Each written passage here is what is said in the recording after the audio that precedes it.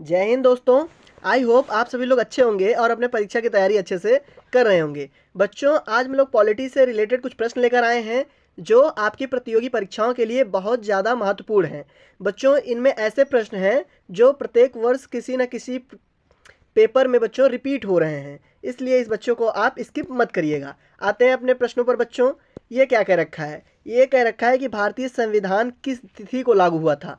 बच्चों, काफ़ी ज़्यादा इंपॉर्टेंट प्रश्न है, आपको पता होना चाहिए कि जो संविधान भारत का लागू हुआ था वो 26 जनवरी 1950 को लागू हुआ था, मतलब 1950 को लागू हुआ था। तो ऑप्शन नंबर ए बच्चों इसका करेक्ट आंसर हो जाएगा। आते हैं अपने अगले प्रश्न पर। बच्चों, अगला प्रश्न पूछ रखा है कि भारत का संविधान बनने में बच्चों कुल कितना समय लगा था। तो जो भारत का संविधान है बच्चों, उसको बनने में कुल मिलाकर 2 वर्ष 11 माह 18 दिन लगे थे। तो ऑप्शन नंबर बी बच्चों इसका करेक्ट आंसर हो जाएगा। अगले प्रश्न पर आते हैं बच्चों। अगला प्रश्न आपसे क्या पूछ रखा है? ये कह रखा है कि संविधान सभा की पहली बैठक कब हुई थी। बच्चों, जो संविधान सभा आयोजित की गई थी उसकी पहली बैठक 9 दिसंबर 1946 को हुई थी। तो बच्चों, ऑप्शन नंबर डी इसका करेक्ट आंसर हो जाएगा। आई होप बच्चों आपको कुछ प्रश्न इसमें से आने चाहिए पहले से भी, क्योंकि आप कंपटीशन की तैयारी कर रहे हो बच्चों।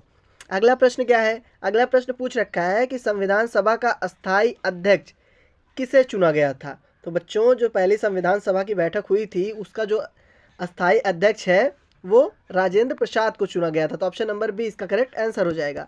अगले प्रश्न पर चलते हैं बच्चों। ये कह रखा है कि संविधान सभा का अस्थाई अध्यक्ष कौन था।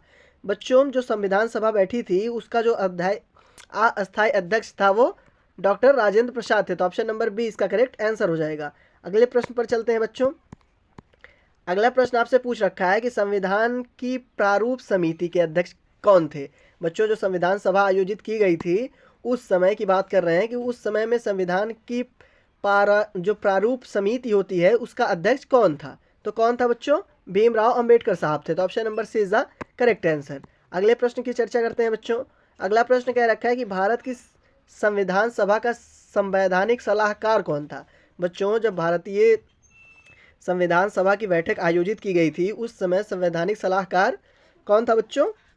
BN राव थे। तो ऑप्शन नंबर डी इसका करेक्ट आंसर हो जाएगा। अगला प्रश्न क्या है बच्चों? ये आपसे पूछ रखा है संविधान के अनुच्छेद 1 में भारत को क्या कहा गया है। बच्चों, आपको पता होना चाहिए संविधान के अनुच्छेद 1 में भारत को राज्यों का संघ कहा गया है। तो ऑप्शन नंबर डी इसका करेक्ट आंसर हो जाएगा। आते हैं अगले प्रश्न पर बच्चों। अगला प्रश्न क्या है बच्चों? अगला प्रश्न आपसे पूछ रखा है कि भारत के नीति निदेशक तत्व किसके संविधान से लिए गए हैं। जो बच्चों भारत का नीति निदेशक तत्व है वो किस देश के संविधान से हमने लिया है। ऑप्शंस क्या है? कनाडा है, आयरलैंड है, अमेरिका है, फिर जर्मनी है। तो बच्चों, किससे हम लोग ने लिया था नीति निदेशक तत्व? तो बच्चों, हम लोग आयरलैंड से लिए थे। तो ऑप्शन नंबर बी इसका करेक्ट आंसर हो जाएगा। आते हैं अपने अगले प्रश्न पर बच्चों। ये कह रखा है कि स्वतंत्र भारत के पहले कानून मंत्री कौन थे। बच्चों, जो सबसे पहले भारत अपना स्वतंत्र हुआ था उस समय के पहले कानून मंत्री इनमें से किसे बनाया गया था। तो किससे बनाया गया था बच्चों? तो भीमराव अंबेडकर साहब को बनाया गया था। तो ऑप्शन नंबर डी इसका करेक्ट आंसर हो जाएगा। अगले प्रश्न की ओर चलते हैं बच्चों। ये क्या कह रखा है? ये कह रखा है कि डॉक्टर भीमराव अंबेडकर ने संविधान की आत्मा किसे कहा है। बच्चों, जो संविधान बनकर तैयार हुआ है उसमें भीमराव अंबेडकर ने किस अनुच्छेद को या फिर किस पार्ट को संविधान की आत्मा घोषित कर रखा है। तो किसको घोषित कर रखा है बच्चों? संवैधानिक उपचारों का अधिकार को भीमराव अंबेडकर ने संविधान की आत्मा घोषित कर रखा है। तो ऑप्शन नंबर सी इसका करेक्ट आंसर हो जाएगा।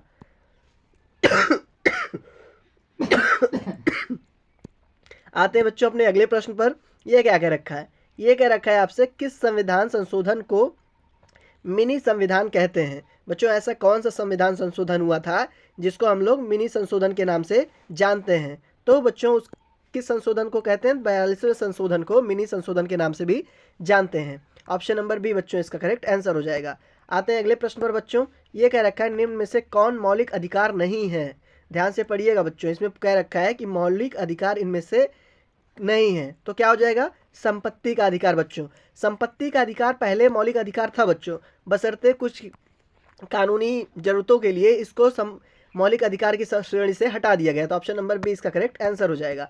अगले प्रश्न पर आते हैं बच्चों। अगला प्रश्न पूछ रखा है कि संविधान में मौलिक अधिकार किस देश के संविधान से लिया गया है। बच्चों संविधान में जो अपना मौलिक अधिकार है जिसकी वजह से आम जनता की बातें सुनी जाती हैं, वो हमने किससे लिया था बच्चों? वो अमेरिका के संविधान से लिया था। तो ऑप्शन नंबर ए इसका करेक्ट आंसर हो जाएगा। आते हैं अपने अगले प्रश्न पर बच्चों। ये क्या कह रखा है? ये कह रखा है राष्ट्रपति बनने के लिए कितना उम्र आवश्यक है? बच्चों सबसे कम जो उम्र है राष्ट्रपति बनने के लिए वो कितनी आयु होनी चाहिए? तो वो 35 वर्ष होनी चाहिए। कम से कम बच्चों 35 वर्ष की आयु के बाद इंसान राष्ट्रपति बन सकता है। तो ऑप्शन नंबर सी इसका करेक्ट आंसर हो जाएगा। आते हैं अपने अगले प्रश्न पर बच्चों। ये क्या रखा है? ये क्या रखा है एकमात्र भारतीय जो निर्विरोध राष्ट्रपति, मतलब बच्चों निर्विरोध राष्ट्रपति चुने गए हैं। कौन से ऐसे भारतीय हैं जो निर्विरोध राष्ट्रपति चुने गए हैं? आपके ऑप्शंस है डॉक्टर राजेंद्र प्रसाद है, सर्वपल्ली राधाकृष्णन है, नीलम संजीव रेड्डी या फिर संकल दया शर्मा। तो इसका करेक्ट ऑप्शन क्या हो जाएगा बच्चों? Neelam Sanjiva Reddy. Option number C इसका करेक्ट आंसर हो जाएगा। आई होप बच्चों आपको कुछ प्रश्न इसमें से पहले से आते होंगे। अगला प्रश्न क्या है? ये पूछ रखा है राष्ट्रपति को पद की शपथ कौन दिलाता है? बच्चों राष्ट्रपति जब अपने पद पर आसीत होता है तो उसको शपथ कौन दिलाता है? तो भारत का मुख्य न्यायाधीश दिलाता है। तो ऑप्शन नंबर डी इसका करेक्ट आंसर हो जाएगा। अगले प्रश्न की चर्चा करते हैं बच्चों। ये क्या कह रखा है? राष्ट्रपति अपना त्यागपत्र किसे सौंपता है? बच्चों जब राष्ट्रपति त्यागपत्र देता है अपना तो वो किसको सौंपता है? तो बच्चों वो उपराष्ट्रपति को सौंपता है। तो ऑप्शन नंबर बी इसका करेक्ट आंसर हो जाएगा। अगले प्रश्न पर आते हैं बच्चों। अगला प्रश्न आपसे कह रखा है कि राज्यसभा का पदेन सभापति कौन होता है? जो राज्यसभा है बच्चों अपनी उसका पदेन सभापति पूछ रखा है इसमें से। तो कौन होता है बच्चों? उपराष्ट्रपति होता है। तो ऑप्शन नंबर बी इसका करेक्ट आंसर हो जाएगा। अगले प्रश्न पर आते हैं बच्चों। अगला प्रश्न आपसे पूछ रखा है कि भारत के संविधान की प्रस्तावना में समाजवादी और धर्मनिरपेक्ष शब्दों को किस संविधान संशोधन द्वारा जोड़ा गया था? तो बच्चों जो भारत का संविधान है उसमें प्रस्तावना में समाजवादी और धर्मनिरपेक्ष शब्द है उसको किसके संशोधन से जोड़ा गया था बच्चों? 52वें, 43वें, 44वें या फिर 42वें। तो इसमें इसका करेक्ट आंसर हो जाएगा बच्चों 42वें संविधान संशोधन के जरिए, इसीलिए इसको मिनी संशोधन के नाम से भी जानते हैं बच्चों। अगले प्रश्न पर आते हैं। अगला प्रश्न है भारत का संविधान पूर्ण रूप से तैयार हुआ था? बच्चों जो भारत का संविधान है वो किस तिथि को पूर्ण रूप से तैयार हुआ था? तो कब हुआ था? 26 नवंबर 1949 को मुख्य पूर्ण रूप से वो तैयार हो गया था। लागू नहीं हुआ था बच्चों, केवल तैयार हुआ था। तो ऑप्शन नंबर सी इसका करेक्ट आंसर हो जाएगा। अगले प्रश्न की ओर चलते हैं बच्चों। ये क्या पूछ रखा है आपसे कि भारतीय राज्य व्यवस्था में सर्वोच्च है, जो अपना बच्चों इंडियन पॉलिटी है उसमें सर्वोच्च किसे माना गया है? तो बच्चों इंडियन पॉलिटी में सबसे सर्वोच्च संविधान को सर्वोच्चता प्रदान की गई है। अगले प्रश्न पर आते हैं बच्चों। अगला प्रश्न आपसे पूछ रखा है कि भारतीय संविधान में कितनी अनुसूचियां हैं? जो बच्चों अपना इंडियन पॉलिटी है उनमें कुल मिला के कितनी अनुसूचियां हैं? तो अनुसूचियों की संख्या बच्चों 12 है। तो ऑप्शन नंबर बी इसका करेक्ट आंसर हो जाएगा। अगला प्रश्न है मूल संविधान में कितनी अनुसूचियां हैं? जो बच्चों अपना मूल संविधान था उसमें कुल मिलाकर कितनी अनुसूचियां थी? तो उसमें अनुसूचियों की संख्या बच्चों पहले 8 थी, अब हो गई 12। अगले प्रश्न की चर्चा करते हैं बच्चों। अगला प्रश्न पूछ रखा है कि संविधान की 10वीं अनुसूची का संबंध किससे है? भाषा से है, शपथ ग्रहण से, पदाधिकारी के वेतन से या फिर दल बदल कानून से है? तो बच्चों जो 10वीं अनुसूची है उसका दल बदल कानून से संबंध है। तो ऑप्शन नंबर डी इसका करेक्ट आंसर हो जाएगा। अगले प्रश्न पर चलते हैं बच्चों। अगला प्रश्न कह रखा है कि संविधान में संसदीय प्रणाली किस देश से ली गई है? जो बच्चों संविधान अपना बना उसमें संसदीय प्रणाली किस कंट्री से ली गई है? तो बच्चों किस कंट्री से ली गई थी? तो इंग्लैंड से ली गई थी। तो इंग्लैंड किस ऑप्शन में? तो ऑप्शन नंबर ए में इंग्लैंड मौजूद है, तो इंग्लैंड इसका करेक्ट आंसर हो जाएगा। अगले प्रश्न पर चलते हैं बच्चों। ये कह रखा है संविधान के किस अनुच्छेद में धन विधेयक की परिभाषा दी गई है? काफ़ी इंपॉर्टेंट प्रश्न है ये बच्चों, इसको जरूर नोट डाउन करिएगा। जो धन विधेयक की परिभाषा है बच्चों वो संविधान के 110 आर्टिकल में है, मतलब आर्टिकल नंबर 110 में धन विधेयक की परिभाषा दी गई है। तो ऑप्शन नंबर सी इसका करेक्ट आंसर हो जाएगा बच्चों। अगले प्रश्न पर चलते हैं। अगला प्रश्न पूछ रखा है मूल कर्तव्य संविधान के किस भाग में है? तो बच्चों जो मूल कर्तव्य है वो संविधान के भाग 4 के का में है। तो ऑप्शन नंबर बी इसका करेक्ट आंसर हो जाएगा। अगले प्रश्न की ओर चलते हैं बच्चों। ये क्या कह रखा है? ये कह रखा है कि संविधान के किस भाग में संविधान संशोधन की प्रक्रिया का उल्लेख है? बच्चों ऐसा कौन सा भाग है संविधान का जिसमें संविधान संशोधन की प्रक्रिया का उल्लेख है? ध्यान दीजिएगा। तो कौन सा भाग है बच्चों? भाग 20 है। तो ऑप्शन नंबर डी इसका करेक्ट आंसर हो जाएगा। अगले प्रश्न पर चलते हैं बच्चों। अगला प्रश्न पूछ रखा है कि समानता का अधिकार किस अनुच्छेद से लिया गया है? जो बच्चों समानता का अधिकार है वो 14 से 18 अनुच्छेद के बीच से लिया गया था। ऑप्शन नंबर इसका बी करेक्ट आंसर हो जाएगा। अगला प्रश्न पर आते हैं बच्चों। ये क्या कह रखा है? ये कह रखा है भारतीय संविधान की प्रथम दिन की अधिवेशन की अध्यक्षता किसने की थी? बच्चों जब भारतीय संविधान का निर्माण हुआ था उसके उपरांत प्रथम दिन की जो अधिवेशन की अध्यक्षता है वो सचिंतानंद सिन्हा ने की थी। तो ऑप्शन नंबर बच्चों इसका बी एकदम करेक्ट आंसर हो जाएगा। अगले प्रश्न पर आते हैं। अगला प्रश्न पूछ रखा है कि भाषा के आधार पर पहला राज्य किससे बनाया गया था। बच्चों इंपॉर्टेंट फैक्टर है इसमें कि भाषा के आधार पर पूछा है। तो जो भाषा के आधार पर सबसे पहले राज्य किसको बनाया गया था बच्चों, आंध्र प्रदेश को बनाया गया था। तो ऑप्शन नंबर डी इसका करेक्ट आंसर हो जाएगा। अगले प्रश्न पर चलते हैं बच्चों। ये क्या कह रखा है, ये कह रखा है कि संविधान संशोधन की प्रक्रिया किस अनुच्छेद में दी गई है।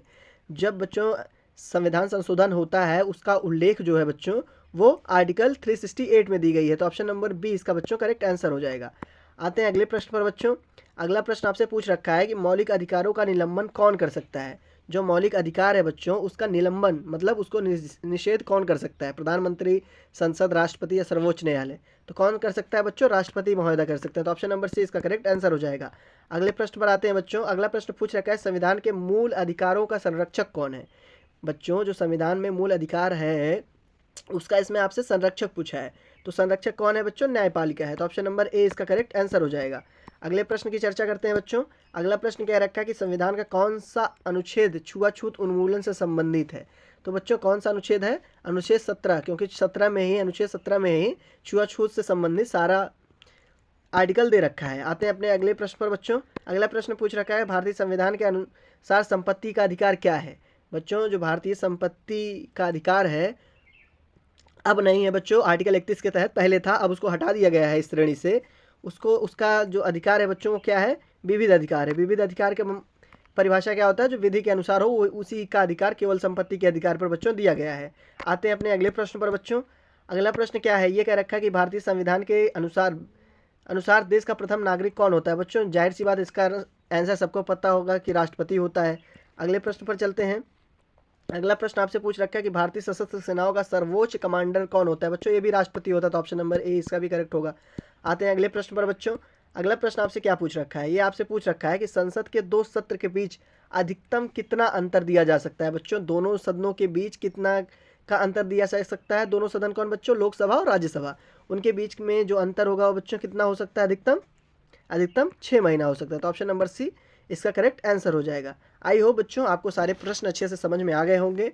अगर आ गए होंगे प्लीज़ चैनल को सब्सक्राइब जरूर कर लीजिएगा।